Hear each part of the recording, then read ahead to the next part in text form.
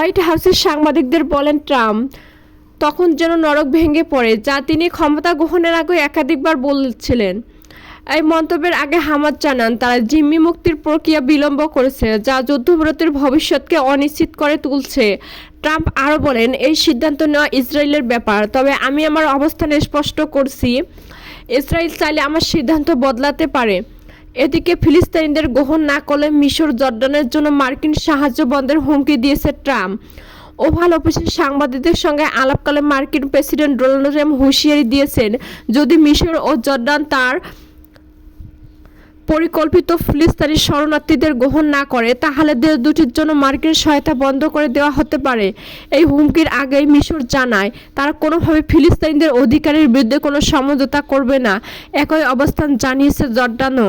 মিশর ও জর্ডানের জন্য মার্কিন সহায়তা বন্ধ হলে ইসরায়েলের সঙ্গে ওয়াশিংটনের মধ্যস্থায় হওয়া শান্তি চুক্তিগুলোর ভবিষ্যৎ হুমকির মুখে পড়বে। এক বিবৃতিতে হামাসের কাসেম ব্রিগেডের মুখপাত্র আবু উবাইদা এ কথা জানান।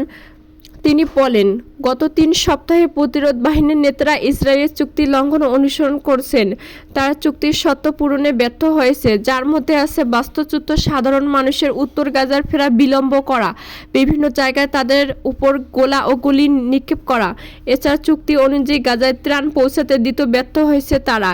এদিকে হামাসের এই ঘোষণার পর সেনাদের সর্বোচ্চ সতর্ক অবস্থানে থাকার নির্দেশ দিয়েছেন ইসরায়েলের প্রতিরক্ষা মন্ত্রী ইসরায়েল কাটজ। তিনি জানান তারা যে কোনো কিছুর জন্য প্রস্তুত আছেন। আরেকটি বিবৃতিতে হামাস বলেছে, জিম্মিদের মুক্তির জন্য এগিয়ে যাওয়ার দরজা খোলা আছে। এ পর্যন্ত মুক্তি পাওয়া জিম্মিদের বিনিময়ে ইসরায়েল শতাধিক ফিলিস্তিনি বন্দীকে মুক্তি দিয়েছে।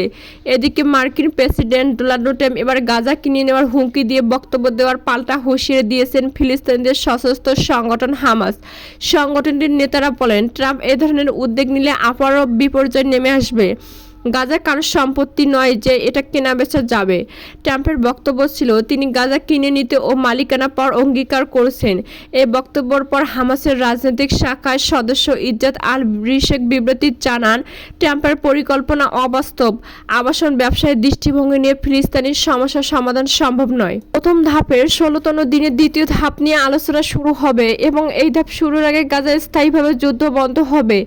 গাজা পুনর্গঠনের কাজ শুরু হবে শেষ ধাপে। তবে ইসরায়েলি কয়েকটি সূত্র সংবাদ মাধ্যম হাজারকে জানিয়েছেন, নেতানিয়াহু যুদ্ধবিরতির দ্বিতীয় ধাপে যেতে চান না। তিনি গাজায় আরও যুদ্ধ শুরুর প্রস্তুতি নিচ্ছেন।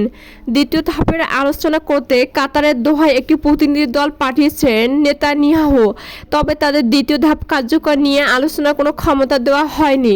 প্রসঙ্গত, গাজার স্বাস্থ্য মন্ত্রণালয়ের তথ্যমতে দীর্ঘদিনের লড়াইয়ের অঞ্চলটি 48,000-এর বেশি মানুষ মারা গেছেন, আহত হয়েছেন 1,11,000-এর বেশি। এদিকে উপত্যকার মিডিয়া দপ্তর নিখোঁজদের মৃত্যুর তালিকায় যোগ করছে। এতে মোট মৃত্যুর সংখ্যা দাঁড়িয়েছে 61,000-এর বেশি। গাজা যুদ্ধবিরতির আলোচনা চালিয়ে নিতে কাতারে পৌঁছেছে ইসরায়েলের একটি প্রতিনিধি দল। তারা কাতারে পৌঁছায় বলে প্রধানমন্ত্রী বেনিয়ামিন নেতানিয়াহুর মুখপাত্র জানিয়েছেন। নেতানিয়াহু যুক্তরাষ্ট্র সফরের পর এই সপ্তাহে ইসরায়েল ও ফিলিস্তিনি গোষ্ঠী হামাসের মধ্যে যুদ্ধবিরতির পরবর্তী ধাপ নিয়ে পরখ আলোচনা শুরু হওয়ার কথা রয়েছে। তবে নেতানিয়াহু দপ্তরের একটি সূত্র জানিয়েছে, এই পর্যায়ে ইসরায়েলি প্রতিনিধিরা কেবল কারিগরি বিষয়গুলো নিয়ে আলোচনা করবে। বড় ধরনের ইস্যুগুলো যেমন যুদ্ধ পরবর্তী গাজার প্রশাসনিক ব্যবস্থা নিয়ে আলোচনা এখনো শুরু হবে না। এদিকে হামাসের সঙ্গে করা যুদ্ধবিরতির শর্ত অনুযায়ী গাজায় একটি গুরুত্বপূর্ণ ক্রসিং পয়েন্ট থেকে ইসরায়েলি বাহিনীকে প্রত্যাহার করা হয়েছে।